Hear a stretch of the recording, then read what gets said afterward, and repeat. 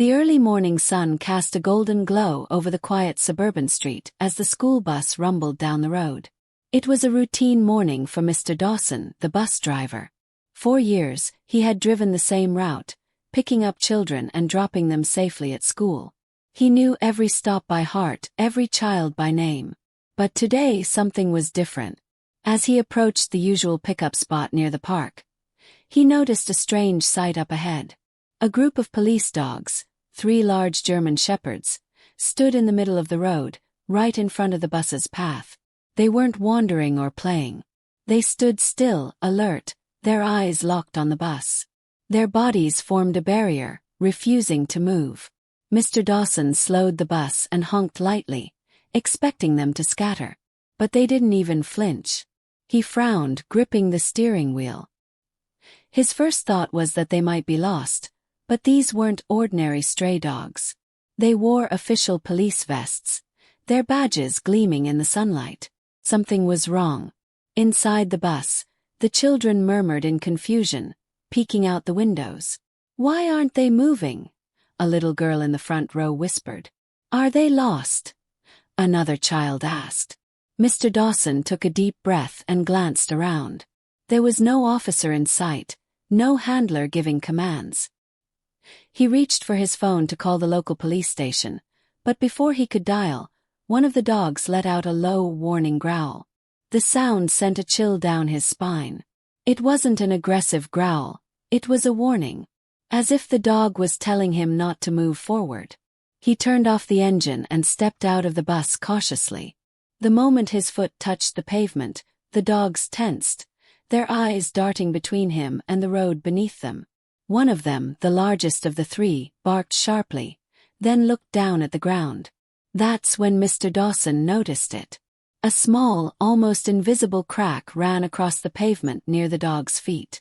It wasn't just a crack, it was a disturbance in the asphalt, something that hadn't been there yesterday. His heart pounded. Had there been a gas leak? A sinkhole? Something told him that these dogs weren't just standing here for no reason. They were protecting something or someone. The children inside the bus pressed their faces to the windows, watching nervously. "Mr. Dawson," a boy called out. "What's happening?" "I don't know, buddy," he murmured under his breath. But as he took a step closer, he heard it. Faint, almost impossible to notice, a muffled sound beneath the ground. A sound that made his stomach drop. Sound like a child crying. Mr. Dawson's breath caught in his throat. He stood frozen, ears straining to hear the sound again. For a moment, there was nothing but the rustling of leaves in the morning breeze. Then there it was. A faint, muffled cry, barely audible, but unmistakably human. The dogs remained tense, their eyes locked onto him, as if waiting for him to understand. His pulse quickened. Someone was beneath the ground. But how? And why? He turned back to the bus, his face pale. "Kids, stay inside. Don't open the doors," he called, trying to keep his voice steady. The children, sensing the seriousness in his tone, fell silent. Some clutched their backpacks, others glanced at each other with wide, worried eyes. Mr. Dawson pulled out his phone and quickly dialed 911.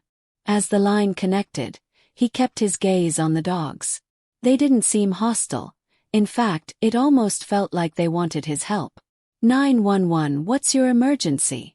a calm voice answered. This is Mr. Dawson. I'm a school bus driver, and I'm on Maple Street near Oak Ridge Park.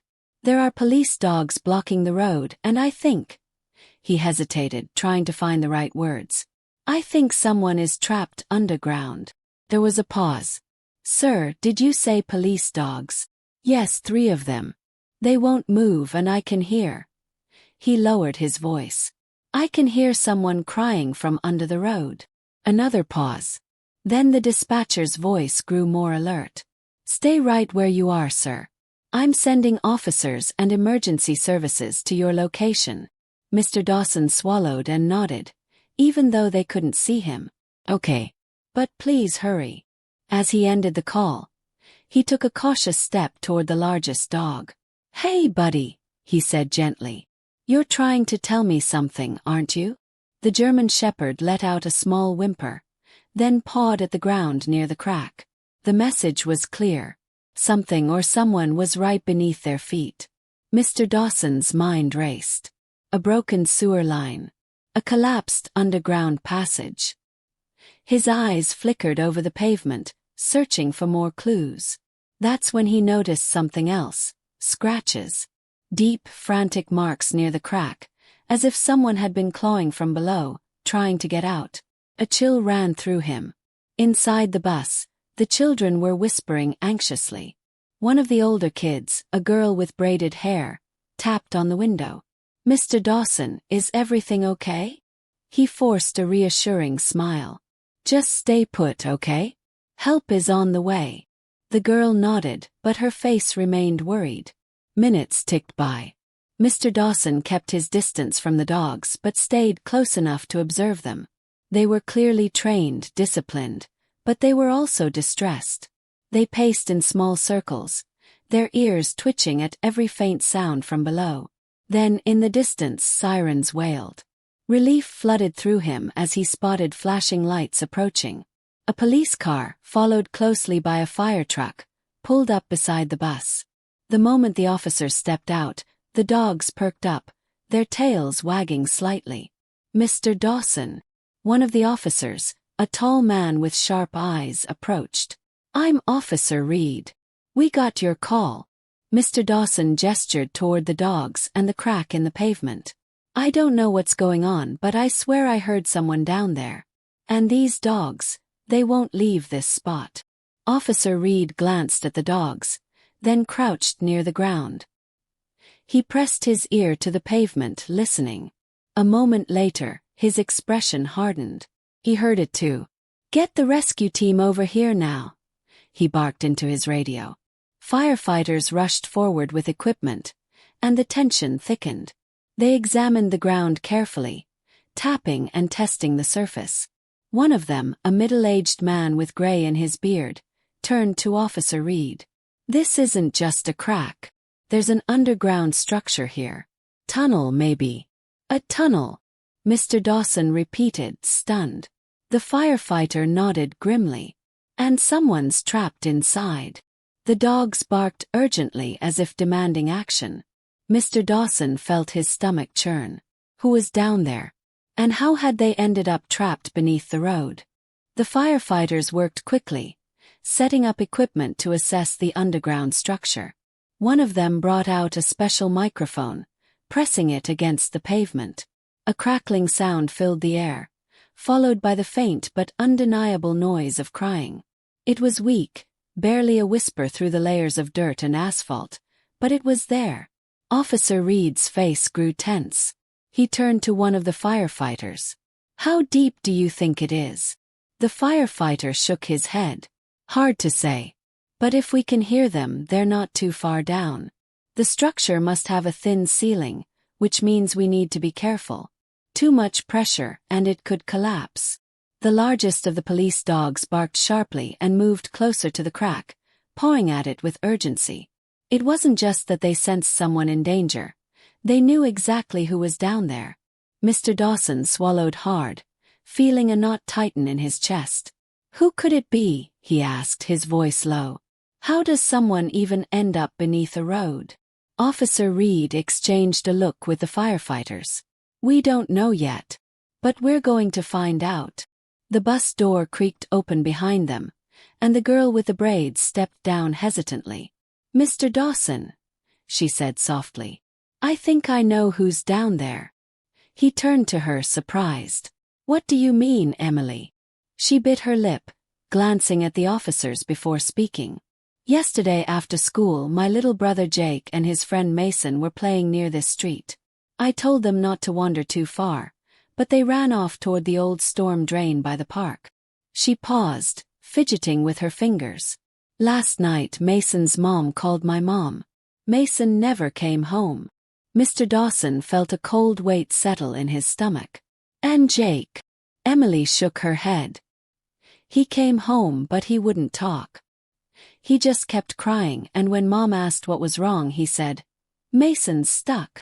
But no one knew what he meant. Officer Reed's jaw tightened. "Where is Jake now?" "At home," she said. "He was too scared to come to school today."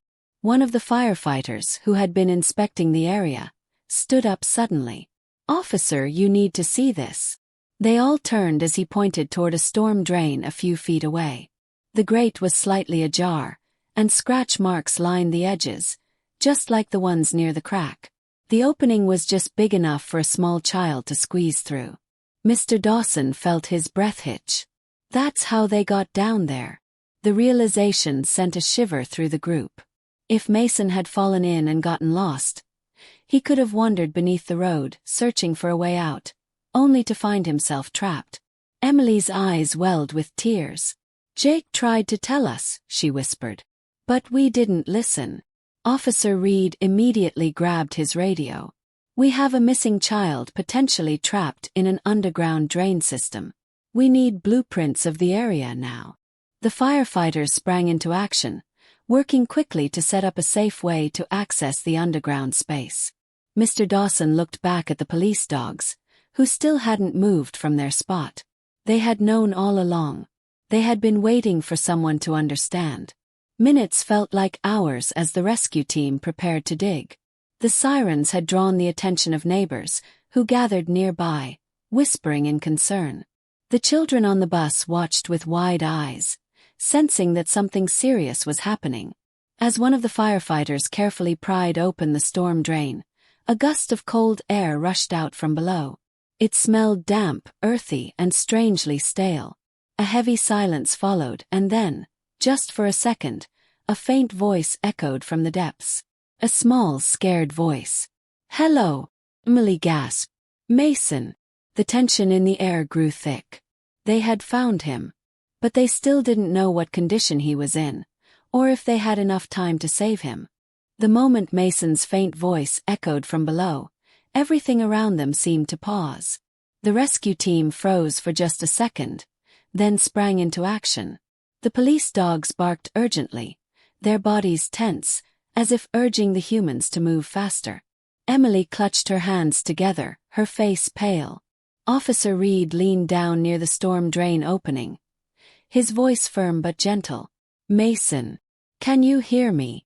A few moments passed before the weak, trembling response came. "Why, yeah." Relief mixed with fresh panic. He was alive, but for how long? "Listen to me, buddy," Officer Reed continued. "We're going to get you out. Are you hurt?" There was a small pause. "My leg. I can't move it." Mr. Dawson exhaled sharply. The poor kid was injured and alone in the darkness. One of the firefighters pulled up a digital blueprint of the underground drainage system on his tablet. "The tunnel under this section of the road is narrow. If the structure is already unstable, we can't risk digging directly above him. We need another way in." The rescue team quickly studied the layout. The tunnel stretched beneath the road, leading to an old maintenance hatch near the park, probably locked and rusted shut from years of neglect. "I can fit," a young firefighter said, adjusting his safety harness. "If I go in through the storm drain, I can reach him faster." Officer Reed hesitated. "Are you sure?" "It's tight, but I can do it." Team wasted no time. They secured a rope and lowered the firefighter into the storm drain. Mr. Dawson watched as his boots disappeared into the darkness, his heart pounding. The dogs had stopped barking, but their eyes never left the hole, as if they knew help was finally reaching the boy. Emily held her breath as the firefighter's voice echoed from below. "Mason, I'm coming to you. Stay as still as you can." A faint, shaky "Oi" drifted back. Minutes crawled by. The radio crackled with updates as the firefighter navigated the tunnel. "I see him," he finally said, his voice tight. "He's wedged between some collapsed debris. His leg is pinned under a piece of concrete." A ripple of tension spread through the group. If Mason was trapped under heavy rubble, pulling him out wouldn't be easy or safe. Officer Reed turned to the rescue team. "Options. We can try lifting the debris, but if the tunnel is already weak, any shift could cause a collapse." Mr. Dawson felt his stomach tighten. Every second mattered. Back inside the tunnel, the firefighter crouched beside Mason. "Hey buddy, I'm right here. You're doing great." He assessed the debris carefully, then spoke into his radio. "I need a jack to lift the concrete. If we don't stabilize it first, this whole section could cave in." Outside, the team scrambled to lower a small rescue jack into the drain. Emily clenched her fists, whispering, "Please, please work." As the firefighter positioned the jack under the debris, the radio crackled again. "Lifting now. Hold on, Mason." A groan echoed from the tunnel walls as the concrete shifted. Dust and dirt rained down, and for a terrifying moment, the structure creaked dangerously. Then silence. Mr. Dawson, Emily, and everyone else held their breath. "Mason," the firefighter called. A weak voice finally responded. I think I can move." Hope surged through the team, but the danger wasn't over yet. The tunnel was still unstable, and they had to get Mason out before anything else collapsed. The dogs whined softly, their eyes never leaving the ground. They seemed to know that time was running out. The radio crackled again, the firefighter's voice tense but controlled. "I've freed Mason's leg, but he's weak. I'm going to carry him out." A wave of relief swept over Mr. Dawson and the others. The hardest part was almost over. But just as the firefighter shifted Mason into his arms, the ground rumbled slightly. A deep, unsettling groan echoed through the tunnel walls. Everyone above ground froze. The police dogs tensed, ears flicking as if they sensed something no one else could. The largest one let out a low whine, pacing anxiously. Then, a new voice came through the radio, one of the rescue team members monitoring the tunnel structure. "We have movement. The tunnel is collapsing. You need to get out. Now." Panic shot through the group like electricity. "Mason, hold on tight," the firefighter whispered, adjusting his grip. He started moving back toward the storm drain opening, every step careful but quick. The tunnel ceiling above them groaned again, small chunks of dirt and debris tumbling down. Mr. Dawson clenched his fists, eyes fixed on the drain. He could feel the urgency in the air, the unspoken fear that they might not make it out in time. "Almost there," the firefighter panted through the radio. "I can see the opening." And then Mason let out a terrified gasp. "Wait, I hear something else." The firefighter paused. "What do you mean?" Mason's voice was frantic. "There's someone else down here." The words hit like a shockwave. Everyone above ground looked at each other in disbelief. "No," Emily whispered, shaking her head. "That's not possible." Mason was alone. But deep in the tunnel, Mason was shaking. "I swear, I heard someone. It's coming from over there." He weakly pointed toward the darkness beyond the firefighter's flashlight beam. The firefighter hesitated. He had Mason in his arms, and the tunnel was barely holding together. But if Mason was right, if someone else was trapped, leaving now could mean abandoning another life. Officer Reed's voice came through the radio, firm but urgent. "Do you see anyone?" The firefighter turned his flashlight toward the direction Mason had pointed. First, there was nothing but darkness. Then, just as he was about to turn back, faint glimmer. Something small, barely reflecting the light. Shoo! His breath caught. There was someone else. Above ground, the rescue team's faces went pale as they heard his confirmation. The stakes had just risen higher than anyone expected. Mr. Dawson's voice was barely above a whisper. Who else could be down there? Emily suddenly gasped, her hands flying to her mouth. "Jake!" The world seemed to tilt. She spun toward Officer Reed, her voice shaking. Jake knew. That's why he was so scared last night. He didn't just see Mason get stuck. He saw someone else down there too. Officer Reed grabbed his radio. "How much time do you have before that tunnel collapses?" The firefighter's response was grim.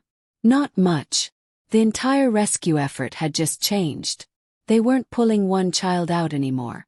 They were in a race against time to save another life, before the tunnel came crashing down. The weight of the moment pressed down on everyone. The tunnel was unstable, seconds away from collapse, yet now they knew. Mason wasn't the only one trapped. Officer Reed's voice came through the radio, steady but urgent. "Do you have visual confirmation? Can you reach them?" The firefighter hesitated for only a second before moving toward the small, motionless figure in the darkness. Dust and debris fell from the ceiling as the tunnel groaned again, the entire structure threatening to give way. "Mason, hold on tight," he whispered, shifting the boy carefully in one arm while reaching out with his free hand toward the still form on the ground. His fingers brushed fabric. Small, soft, and familiar. Then a faint, weak breath. He grabbed hold and pulled. The child stirred slightly, barely conscious. His tiny body was covered in dirt, his face pale. But as the flashlight beam fell on his face, there was no doubt. It was Jake. Above ground, Emily gasped, tears springing to her eyes. "Jake. It's him." Mr. Dawson's stomach clenched. The little boy had been trapped down there all night. No one had known. No one had listened except the dogs. The firefighter's voice crackled through the radio again. "I've got him, but we're out of time. The tunnel's coming down." Everything moved at once. The team above scrambled, preparing to pull them out the moment they reached the drain. The police dogs barked wildly, pacing and whining, sensing the urgency. Inside the tunnel, the firefighter pushed forward, carrying both boys. The passage behind them trembled, sections of the walls beginning to crumble. "Almost there," he muttered, adjusting his grip. "Hold on, Jake. Just a little more." But just as he reached the drain opening, a deep, thunderous crack split through the tunnel. A massive section of the ceiling gave way, sending a cloud of dirt and debris crashing down. For one terrifying moment, the world seemed to stop. In movement, a hand emerged from the drain, gripping the edge. The firefighter. Then another, small, trembling fingers. Mason. Strong hands pulled them up, lifting them to safety. Mason coughed, his eyes blinking against the sunlight. "Jake." There was no second hand. Emily screamed. "Jake!" The firefighter, still halfway inside, twisted desperately, reaching back. His grip found the small boy's wrist just as another wave of dirt tumbled down. For a second, it looked like the tunnel would swallow them both. But then, another pair of hands grabbed the firefighter's arm, pulling him with all their strength. Officer Reed. With one final heave, they yanked Jake out, just as the tunnel collapsed behind them with a deafening roar. Dust filled the air. The ground shook. Then silence. Mr. Dawson stood frozen, heart pounding in his chest. The crowd around them had gone still, waiting, watching. Then, Jake's tiny, rasping breath. He was alive. Emily let out a sob and dropped to her knees beside him. "Jake. Jake, it's okay. You're safe now." The little boy's eyes fluttered open, unfocused at first. Then he saw her and let out a weak, broken whisper. I tried to help Mason. But I got stuck too." Tears streamed down Emily's face as she hugged him tightly. "You're okay now. You're safe." Nearby, the police dogs, who had refused to leave their post for hours, finally relaxed. The largest one stepped forward, licking Jake's dirt-covered hand gently, as if reassuring him that it was all over. The rescue team let out slow, relieved breaths. The worst was over. The boys were safe. But just as the tension began to fade, Officer Reed's radio crackled one last time. "We need you to see this," came a voice from one of the emergency crew members inspecting the collapsed tunnel. "There's something down here you weren't expecting." Mr. Dawson exchanged a look with Officer Reed. The nightmare should have been over. But something told him it wasn't.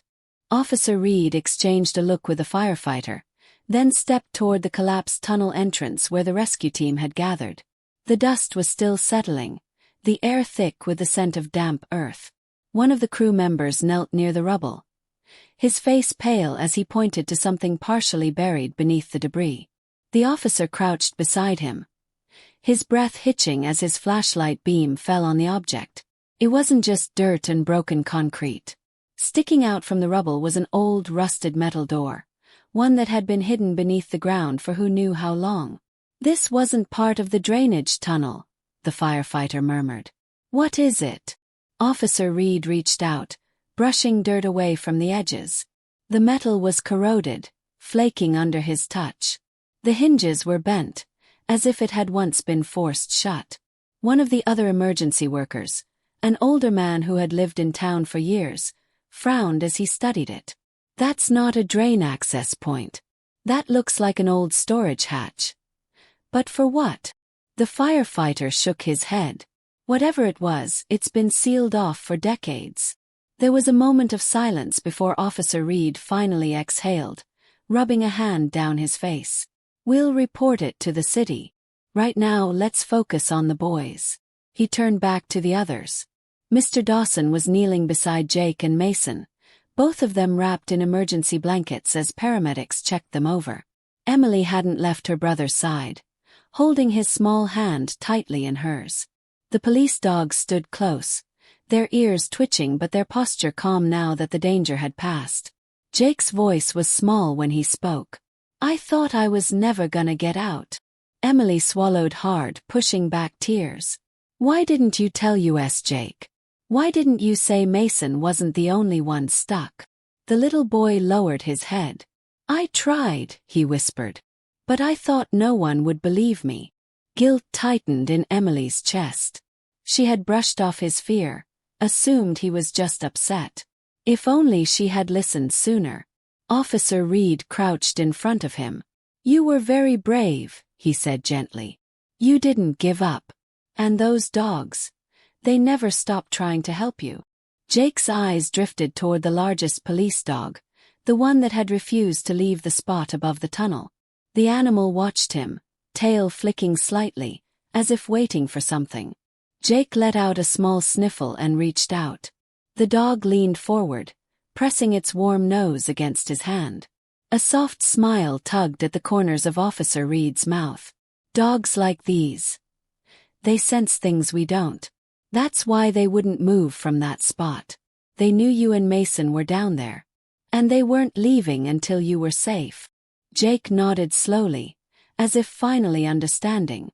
Mason, who had been quiet the whole time, spoke up suddenly.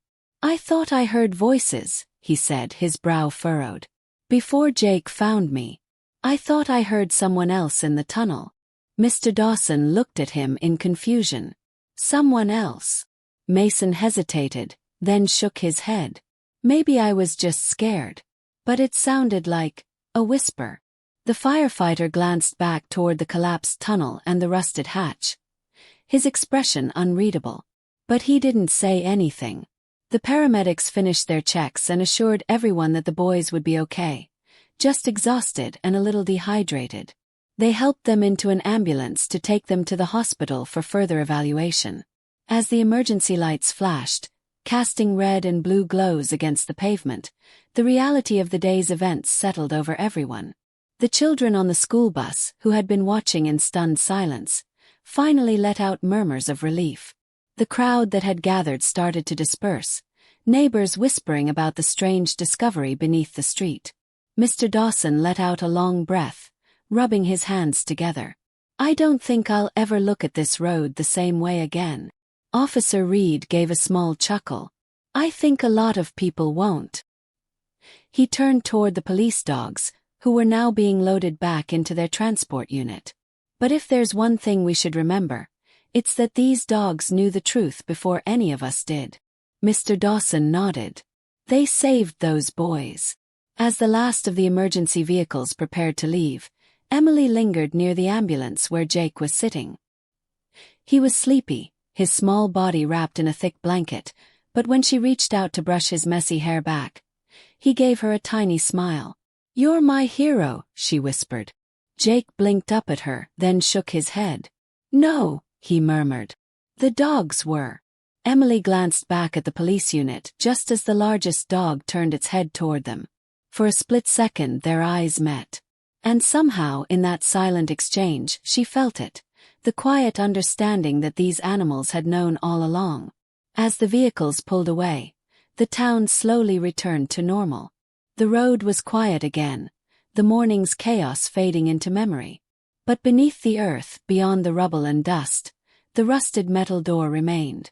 And whatever lay behind it would stay buried.